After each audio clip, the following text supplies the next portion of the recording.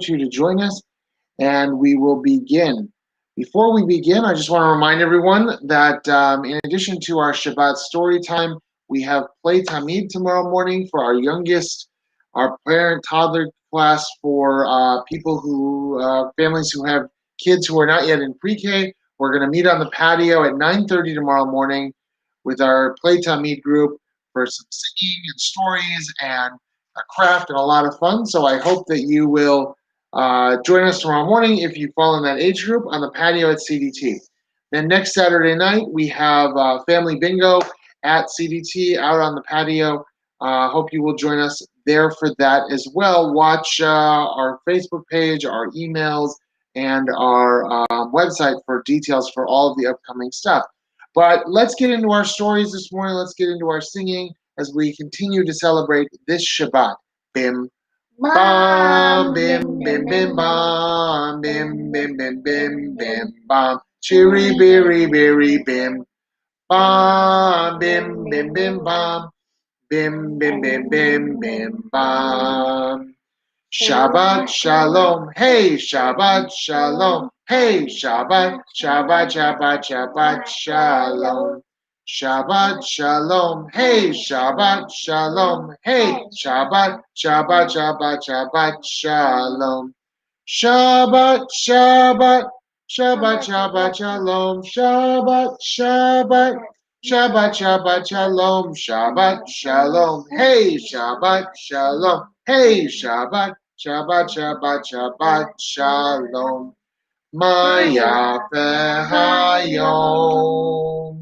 Shabbat Shalom. Maya Hayom. Shabbat Shalom. Shabbat, Shabbat Shalom. Shabbat, Shabbat Shalom. Shabbat, Shabbat Shalom. Shabbat Shalom. All right, let's sit down so we can read our books.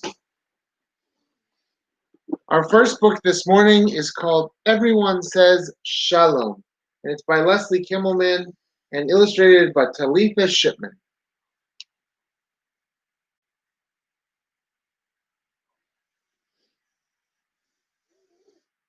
When in Israel, everybody says shalom. Right to left and left to right. In the morning,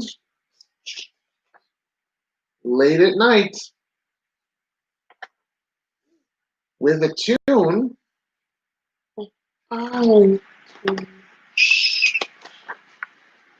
a dune, eating yogurt with a spoon.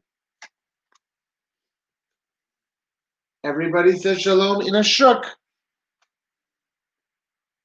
or a catacomb, 2x2 in the zoo, viewing the tiny tiles of blue, munching dates, lifting crates. Pages are sticking together. There we go. While exploring ancient gates. Everybody says shalom, passing by a golden dome, gazing, grazing, fishing, wishing, floating, boating, haying, praying. Everybody says shalom, shalom Israel, heading home. The end. That was a nice story. Our second story this morning is called Bone Button Borscht, and it's by Audrey Davis and Dusan Patricic.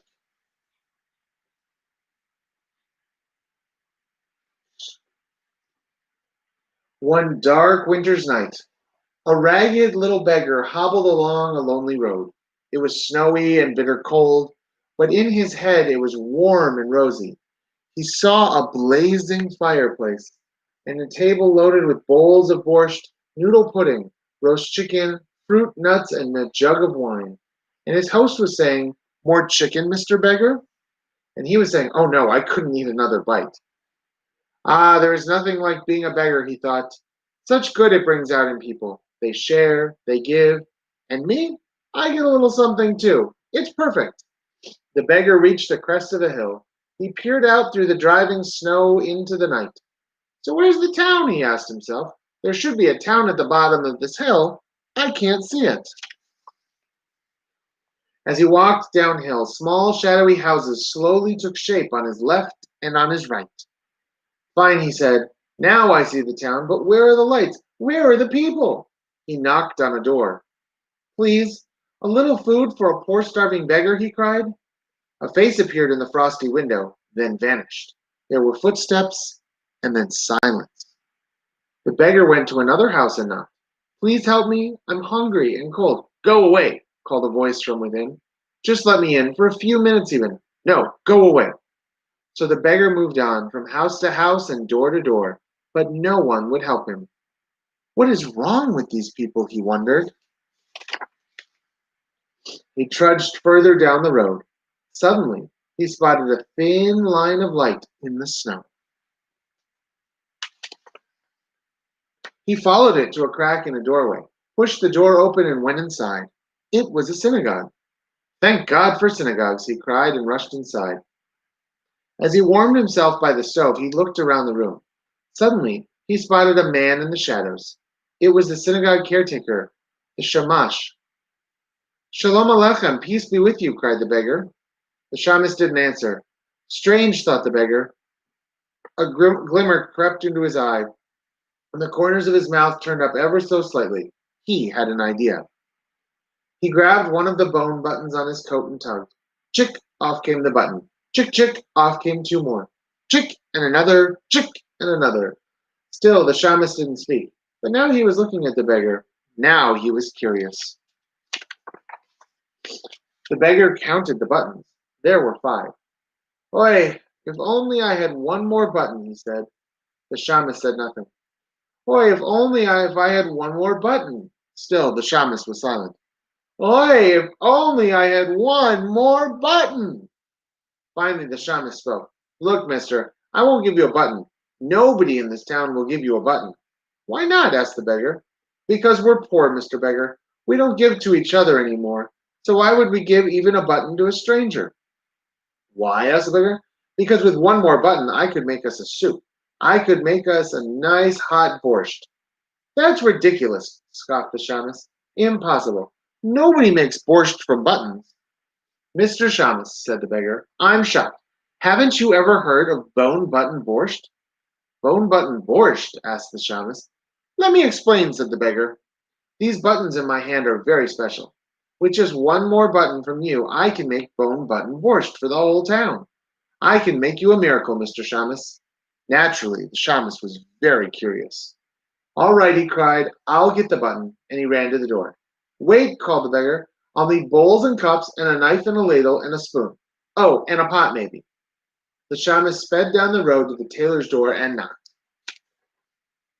Mendel, Mendel, give me a bone button, he called. No, go away, shouted Mendel. No, Mendel, you don't understand. The button isn't for me, said the shamus. It's for the little beggar in the synagogue. He's going to make a miracle. With my bone button? Asked Mendel. What's he going to do? Raise it from the dead? Teach it to sing, maybe? No, Mendel, he needs it for the borscht. He's going to make borscht from buttons. That's impossible, scoffed Mendel. Nobody can make borscht from buttons. Listen, Mendel, said the shamus. Give me the button. What's it going to hurt? Maybe we'll have a miracle. All right, replied Mendel. I'll give you a button. But I want to come too. I want to see the miracle. So come, said the shamus. They ran to the house next door and knocked. Leah, Leah, give us a wooden spoon, they cried. No, she shouted. Go away. Leah, it's not for us. It's for the little beggar in the synagogue. He's going to make a miracle. With my spoon? Asked Leah. What's he going to do? Use it to part the Red Sea? Teach it to dance, maybe? No, Leah, he needs it for the borscht. He's going to make borscht from buttons. That's impossible, scoffed Leah. Look, Leah, give us the spoon. What's it going to hurt? Maybe we'll have a miracle. All right, replied Leah, but I want to come. I want to see this miracle. So come, said the shamus and the tailor. And my family too, she added. So bring them, they said. So Leah, her family, Mendel, and the shamus marched down the street. They banged on doors, they begged, and they borrowed cups and bowls, a ladle, a knife, and a large soup pot. Along with all those things, the crowd grew. As it shattered its way up the street toward the synagogue, others came to their windows and doors. "Where are you going?" they asked. "What are you doing with that pot?" And the people in the street replied, "There's some beggar in the synagogue who says he can make borscht from buttons." "That's impossible," shouted the people in the houses, but they were curious, so they grabbed their hats and coats and joined the others. By the time the shamus reached the synagogue, the whole town was with him. The people crammed themselves inside. The beggar looked up and cried, "Shalom Aleichem, peace be with you." There was a long silence. Then someone called out, "So, Mr. Miracle Man, make us a miracle." "You want a miracle?" the beggar asked. "I'll give you a miracle." "Pot," he cried. They put the pot on the stove. "Water." They poured in the water. "Button." They gave him the button. Plunk, plunk, plunk. The beggar dropped in all the bone buttons. He picked up the wooden spoon and stirred. When the pot began to steam and bubble, he spooned out some water and took a sip. "Not bad," he said, "but it could be better." "What could make it better?" asked the people. "A little sugar, a little salt, a little pepper. That can make it better," replied the beggar. So they brought him sugar and salt and pepper. He sprinkled them all into the pot and stirred. Then he took another sip. "Not bad," he said, "but it could be better." "What could make it better?" asked the people. "Have you got any pickle juice?" "That could make it better," replied the beggar. So they brought him pickle juice and he poured it into the pot. The beggar stirred and then he stopped. He looked at the people. He looked at the pot. He looked at the people again. Then he shook his head. "You've got problems, Mr. Beggar?" they asked the shamus. The beggar frowned. "Wait," said the shamus. He ran to the cupboard and brought back a bulb of garlic. "Would this help, Mr. Beggar?" he asked. "Why not?" laughed the beggar. "Mr. Beggar, I've got some carrots," someone said. "And I've got beets," called another. "I've got onions. I've got beans. Would these help, Mr. Beggar?" they asked. "They wouldn't hurt," laughed the beggar. So the people ran off and returned with their arms full of vegetables. The beggar sliced them all. He diced, he chopped, he shredded, then he dumped them into the bubbling pot, and he stirred the borscht round and round. "Do you know what we have here?" asked the beggar. "We have a beautiful borscht, that's what we have. A very tasty borscht. Now some people say a little bit of cabbage really brings out the flavor, but I say keep it simple. Who needs cabbage for borscht?" At the back of the synagogue, a woman waved her arms. "Mr. Beggar, you want cabbage?" "I've got cabbage, Mr. Beggar." Before he could reply, the woman was gone. She returned with a sack full of cabbages and handed it to the beggar. He looked at the cabbages, he looked at the people. Then he shrugged his shoulders and he began to chop. He chopped until every last cabbage had been added to the borscht. The people watched the steam rise from the pot. They listened to the bubbling borscht. They smelled the rich, sweet, and sour aroma as it filled the synagogue. Bellies rumbled, mouths watered, and everyone pressed in closer when the beggar finally ladled some borscht into a cup. It was a very deep red and thick with vegetables. He blew on it, he blessed it, he dipped in his spoon and he tasted it. Slurp, slurp, slurp. "So, Mr. Beggar, how does it taste?" The beggar smiled. "Not bad. Who wants to try some?" Everyone in the room rushed forward. They snatched cups, they grabbed bowls. "Borscht, borscht, borscht," they chanted. The beggar patiently ladled steaming hot borscht into every cup and bowl. Soon everyone was sipping and slurping borscht. Then the people raised their arms. They rolled their eyes toward heaven and they cried out, "Delicious, perfectly delicious. This is the best borscht we've ever tasted." The little beggar did it. He made borscht out of buttons. It's a miracle. Then, like magic, bread appeared and boiled potatoes and roast chicken and wine. The people ate and laughed. They laughed and they ate. Then they brought out accordions and violins and they sang and they danced for hour after delightful hour. And when the last slurp of borscht was slurped, the last dance danced, and the last song sung, the shamus invited the beggar to spend the night at his house. The next night, another family took him in, then another and another. One day, the beggar gathered the townsfolk together to say goodbye. "Please don't go," they begged. "I must," he said. "But your buttons, how can we make borscht without your magic bone buttons?" "And how can I fasten my coat without buttons?" asked the beggar. "How can I keep warm without buttons?" So they traded with the beggar. They gave him brass buttons for bone buttons. Then the beggar left, and they never saw him again. The years passed. One by one, the beggar's bone buttons were lost. But it's a strange thing, a wonder perhaps. The townsfolk learned they didn't really need the buttons. They learned to make borscht without them, and they learned to help one another without borscht, even in hard times. That was the real miracle the beggar left behind. The end. And our last book this morning is called Grumpy Monkey, and it's by Suzanne Lang and illustrated by Max Lang.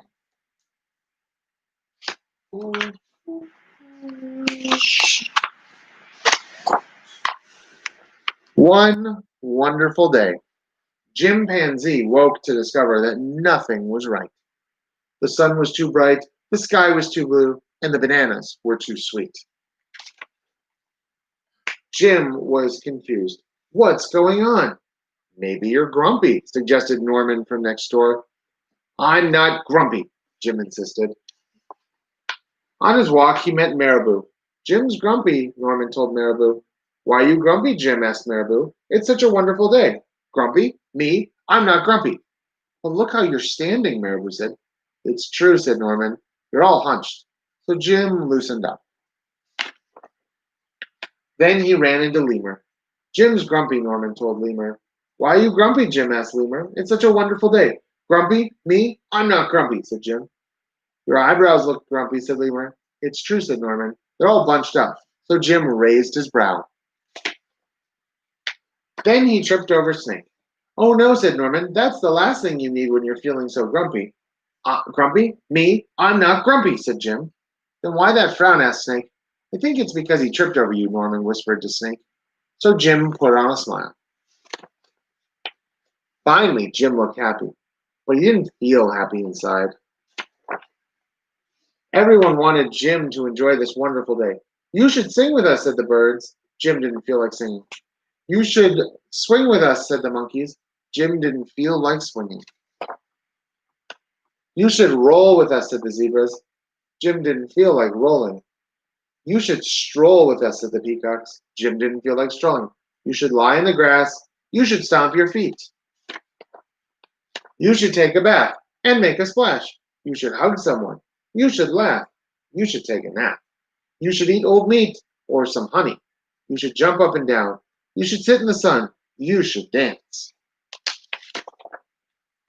But Jim didn't feel like doing any of that. Why are you grumpy, Jim? Asked the others. It's such a wonderful day.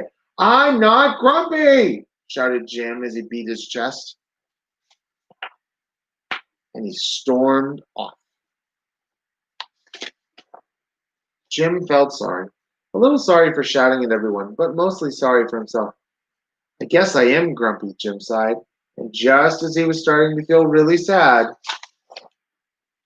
he came upon Norman. Norman was slumped.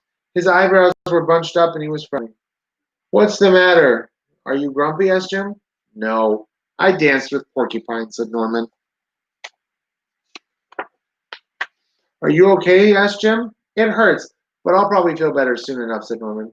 Are you still grumpy? Yes, said Jim, but I'll probably feel better soon enough too. For now, I need to be grumpy.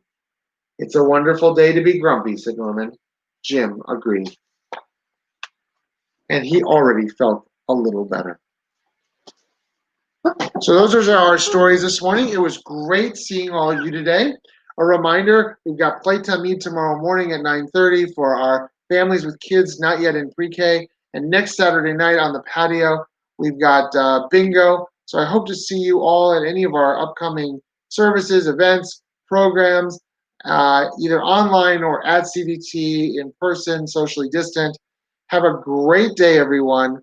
And we'll sing one song to say goodbye with. Shalom Chaverim, Shalom Chaverim, Shalom, Shalom.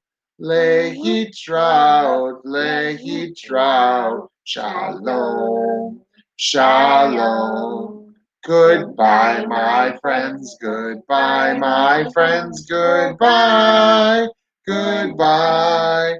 Till we meet once again, till we meet once again. Goodbye, goodbye. Shabbat shalom, everyone.